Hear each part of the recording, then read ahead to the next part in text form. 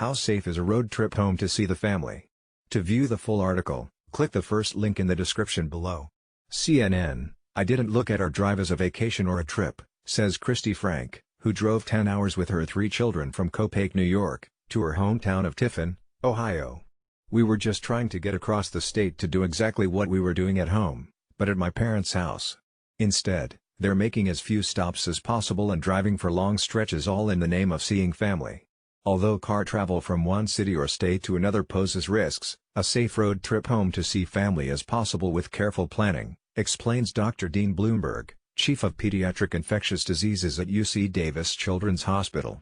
Plan Ahead Blumberg's wife, Mary Beth Steinfeld, recently drove 8 hours to visit her 96-year-old mother in Southern California. Before Steinfeld left, Blumberg took over grocery shopping. The family was extra careful at home, and they limited exposure to people outside their household for 14 days, to mirror the virus incubation period. My wife got tested to be on the safe side to make sure she wasn't asymptomatic.